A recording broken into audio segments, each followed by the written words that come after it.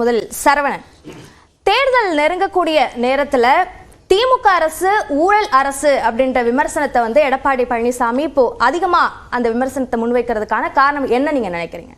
ஏதாவது ஒன்று பேசணும்ல, மக்கள்கிட்ட போய் ஏதாவது பேசணும். ஒரு ஆக்கப்பூர்வமான எதிர்க்கட்சியாக அவரால் அவரை முன்னிறுத்தி கொள்ள முடியவில்லை. அதனால் எந்த விமர்சனம் ஈஸியாக சொல்லக்கூடிய விமர்சனம். இதுக்கு முன்னாடி கீரல் விழுந்த ரெக்கார்டு மாதிரி என்ன சொல்லுவார்னா, சட்டம் ஒழுங்கு கெட்டுவிட்டது அப்படின்னு சொல்லிட்டு இருப்பார். இப்போ அந்த கீரல் விழுந்த ரெக்கார்டு இது ஊழல் அரசுன்னு சொல்லி போயிடுச்சு. ஊழல் அரசுன்னு பொத்தாம் பொதுவாக சொல்கிறீங்களே, எங்கே ஊழல் நடக்குது, என்ன ஊழல் நடக்குது? ஏதாவது நீங்கள் போய் ஊழலுக்காக ஏதாவது புகார் கொடுத்துருக்கீங்களா? இல்லை இந்த இதில் இது இப்படி நடந்திருக்கு அப்படி நடந்திருக்குன்னு சொல்லி ஏதாவது ஒரு ஸ்பெசிஃபிக்காக ஒரு குற்றச்சாட்டை உங்களால் சொல்ல முடியுதா? யார் வேணால் யார் மேலே வேணால் ஊழல் அப்படின்னு சொல்லிட்டு போயிடலாம். எந்த ஊழல் நடந்துச்சு, எதுல ஊழல் நடந்துச்சு அப்படின்னு ஏதாவது ஒரு குற்றச்சாட்டை இதுவரை சொல்லியிருக்கிறாரா? இல்ல, இப்போ அதிமுகவோட பொதுக்குழுல நிறைவேற்றப்பட்ட தீர்மானங்கள்ல திமுகவோட நிர்வாகத்தை கண்டித்தும் அதுல நிறைய விஷயங்களை நிறைவேற்றல அப்படின்றத கண்டித்தும் தான் தீர்மானங்கள் அதிகமா நிறைவேற்றப்பட்டிருக்கு. முக்கியமாக தேர்தல் வாக்குறுதிகளை முழுமையாக திமுக அரசு செயல்படுத்தல அப்படின்ற குற்றச்சாட்டையும் பிரதானமாக அதிமுக முன்வைக்கிறாங்க. இப்போ தமிழ்நாட்டில் இருக்கக்கூடிய பிரதான பிரச்சனை என்ன அப்படின்னா, இப்போ 2 வெள்ளங்கள், யாருமே எதிர்பாராத வெள்ளம், வரலாறு காணாத வெள்ளம், நினைத்து கூட பார்க்க முடியாத அந்த வெள்ளம் ஒரே மாதத்தில் 2 இடங்களை தாக்கி தமிழ்நாட்டையே அப்படியே புரட்டி போட்டு இருக்கிறது. இப்போ இதுக்கு முக்கியமான தேவையாக என்ன இருக்கிறது அப்படின்னா, ஒன்றிய அரசிடமிருந்து நிதி வேண்டும் என்று எல்லோரும் கேட்டுக்கொண்டிருக்கிறோம். ஆனால் இவங்க என்ன பண்ணுறாங்க, அதை மடை மாற்றுவது போல பாஜகவிற்காக, பாஜக நமக்கு ஒன்றிய பாஜக அரசு நமக்கு பணம் கொடுக்கவில்லை அப்படின்ற அந்த விஷயத்தை பிரதானப்படுத்துவதை விடுத்துவிட்டு, இது நிர்வாகம் சரியில்லை, அது சரியில்லைன்றாங்க. மாற்றாந்தாய் மனப்பான்மையோட தான் செயல்படுது மத்திய அரசு அப்படின்ற கண்டனத்தை தெரிவிச்சிருக்காரு. இல்ல, இதுக்கு மேல என்ன கண்டனம் என்னன்னா, ஒன்றிய அரசு மத்திய அரசுகளால நமக்கு பயனே கிடையாது அப்படின்னு சொல்லி பாஜகவை அப்ப கூட தனியா எதிர்க்காம, காங்கிரஸ் இருந்தாலும் இப்படிதான், பாஜக இருந்தாலும் இப்படிதான் சொல்லி நாங்க கேட்கிறோம். ஐயா, தமிழ்நாட்டு கட்சி, நீங்க அவங்களோட நிலைப்பாடை நம்ம எடுத்துக்க கூடாது. ஒரு நிமிஷம், அதுதான் எக்ஸ்பிளைன் பண்ணல. ஏன் அந்த நிலைப்பாடு, அவங்களுடைய நிலைப்பாடு தான் அது. ஏன் அந்த நிலைப்பாடுன்னு மக்கள் கிட்ட எக்ஸ்பிளைன் பண்ணணும்ல.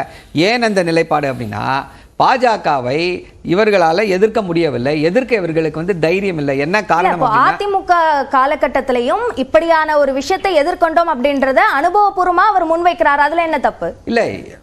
இப்போ ஏன் ஃபர்ஸ்ட் ஏன் பாஜகவை கண்டு இன்னும் அச்சப்பட்டு கொண்டிருக்கிறது அதிமுகன்றதுக்கு வருவோம் நம்ம. ஏன் காரணம்னா, இவர்கள் முன்னாள் அதிமுக அமைச்சர்கள் மீது இருக்கக்கூடிய ஊழல் குற்றச்சாட்டுக்கள். இவர்கள் பாஜகவை விமர்சனம் செய்தார், அடுத்த நிமிஷம் நிஜமாவே இப்போ கள்ள கூட்டணின்னு சொல்லி எங்களுடைய தலைவர் சொல்லியிருக்காரு. அது இல்லை, நிஜமாவே இந்த கூட்டணி முறிஞ்சிருச்சு அப்படின்னா, இவர்கள் பாஜகவை விமர்சனம் செய்த அடுத்த நிமிடம் எல்லா முன்னாள் அதிமுக அமைச்சர்களும் அமலாக்கத்துறையால் கைது செய்யப்பட்டு சிறையில் அடைக்கப்படுவார்கள். அதை தடுப்பதற்காக, அதிலிருந்து தப்புவதற்காக தான் இப்போ இந்த இதுவே என்ன அப்படின்னா, இவங்களுடைய ஸ்கிரிப்டை பார்க்கும்போது என்னன்னா, யாரோ அங்கே டெல்லியில் எழுதி கொடுத்த ஸ்கிரிப்டை தான் இங்கே அப்படியே அச்சரம் பிசகாமல் ஃபாலோ பண்ணிக்கிட்டு இருக்காங்களோ அப்படின்ற அந்த ஒரு சந்தேகம் வருகிறது. என்ன அப்படின்னா, இப்போ இந்த எந்த இடத்துல உங்களுக்கு சந்தேகம்?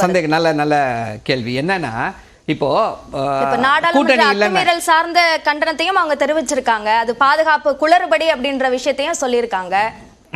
எல்லாரும் அமித்ஷா பேசணும்னாங்க, அதை கேட்டார்களா? அதுதான் பாதுகாப்பு குளறுபடின்னு தான் எல்லாருக்குமே தெரியுமா? அதை நீங்க வேற சொல்லணுமா? எல்லாரும் எதிர்கட்சிகளுடைய எல்லா கேள்வி என்ன? இப்போ எதிர்கட்சியா இருந்தா இவங்க என்ன கேட்டிருக்கணும்? இதுக்கு முன்னாடி 2003 இதே போல ஒரு சம்பவம் பாராளுமன்றத்தில் நடந்தது. அப்பொழுது அதை பற்றி சொல்லணும் அப்படின்னு சொன்னீங்க. இப்ப அமித்ஷாவை ஏன் பேச சொல்லி கேட்கல அப்படின்ற இல்ல, எதிர்கட்சிகள் எல்லாம் என்ன கேக்குதுன்றது உங்ககிட்ட சொல்றேன். எதிர்கட்சிகள் எல்லாம், இந்தியா முழுக்க எதிர்கட்சிகள் எல்லாம் என்ன கோரிக்கையை வைத்திருக்கிறது அப்படின்றத உங்ககிட்ட சொன்னேன்.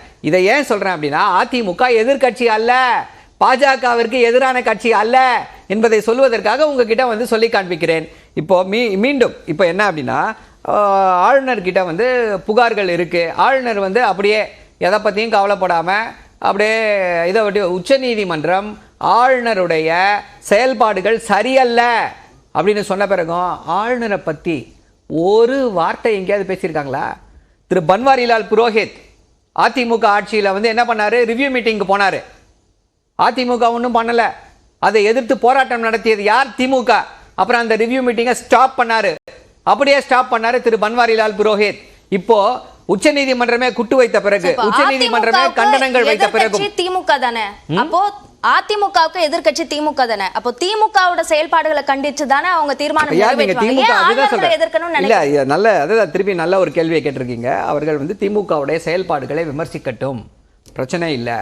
ஆனா எந்தெந்த விஷயங்களுக்காக, தமிழ்நாட்டின் நலனுக்காக நீங்க எதிர்க்கட்சி, தமிழ்நாட்டுக்கு எதிர்க்கட்சி கிடையாது நீங்க, திமுகவுக்கு தான் எதிர்க்கட்சி, தமிழ்நாட்டு மக்களுக்கு எதிர்க்கட்சி கிடையாது நீங்க, தமிழ்நாட்டு மக்களுக்கான ஆதரவு கட்சி. நீங்க என்ன பண்ணிருக்கணும், தமிழ்நாட்டு மக்களுக்கு ஒரு பிரச்சனை வருது, தமிழ்நாட்டு மக்களுக்கு வந்து இதனால ஒரு சாதகம் ஏற்பட போகிறது அப்படின்னா ஒன்றிய பாஜகவை நோக்கி குரல் எழுப்பணும். இல்ல அதுதான் சொல்றேன். உங்களுக்கு ஒரு சின்ன எடுத்துக்காட்டு, எத்தனையோ எடுத்துக்காட்டுகளை வந்து என்னால சொல்ல முடியும். இந்தி திணிப்புல இருந்து ஒரு எடுத்துக்காட்டு சொல்றேன். இப்போ அதாவது 2015 இருந்து 2023 வரைக்கும், இப்போ இந்த 2 புயலை விட்டுருங்க, இதுக்கு முன்னாடி இருக்க புயல் வரைக்கும் தமிழ்நாடு அரசு இதுவரை ஒன்றிய அரசிடம் வந்து எவ்வளவு பணம் கேட்டிருக்கு அப்படின்னு பாத்தீங்கன்னா 1,27,000 கோடி ரூபாய்களை வந்து நிவாரணமா கொடுங்கன்னு சொல்லி கேட்டிருக்கு இது வரைக்கும். ஒரு நிமிஷம் முடிஞ்சிட, நான் முடிச்சிடுறேன் மேடம், நான் முடிச்சிடுறேன் இருங்க. இதுவரை ஒன்றிய அரசு எவ்வளவு தெரியுமா கொடுத்திருக்கு? 5,000 கோடி தான் கொடுத்திருக்கு. அதிமுக ஆட்சியில ஒக்கி புயல், கஜா புயல், வர்தா புயல் எல்லாத்துக்கும் நிதி கொடுக்காத பொழுது நிதி கொடுங்கன்னு சொல்லி கடிதம் எழுதி ஒன்றிய அரசை வலியுறுத்தியது, கண்டனங்களை தெரிவித்தது யார் அப்படின்னா அப்போதைய முதல்வர், தமிழ்நாட்டு அப்போதைய எதிர்க்கட்சி தலைவர், இப்போதைய தமிழ்நாட்டுடைய முதல்வர் திரு மு க ஸ்டாலின் அவர்கள். இப்போ அது மாதிரி ஏதாவது செய்தார்கள்? அதாவது தமிழ்நாட்டிற்காக, மாநில சுயாட்சிக்காக நீங்க திமுகவை எதிருங்கள், திமுக எங்க தவறு செய்கிறதோ என்ன செய்கிறதோ சுட்டி காட்டுங்க. ஆனா தமிழ்நாட்டு மக்களுக்காக குரல் கொடுக்கும் பொழுது அந்த குரலை தம்பிதுரை அவர்களும் நாடாளுமன்றத்தில் எழுப்பி இருக்காங்கல்ல, இந்த நிதி ஒதுக்கணும் அப்படின்ற கோரிக்கை எழுப்பி இருக்காரு. கோரிக்கை நிறைவேற்றுங்க அப்படின்னு பேசியிருக்காரு. என்ன தெரியுமா பேசினார் அவரு திரு தம்பிதுரை அவர்கள்?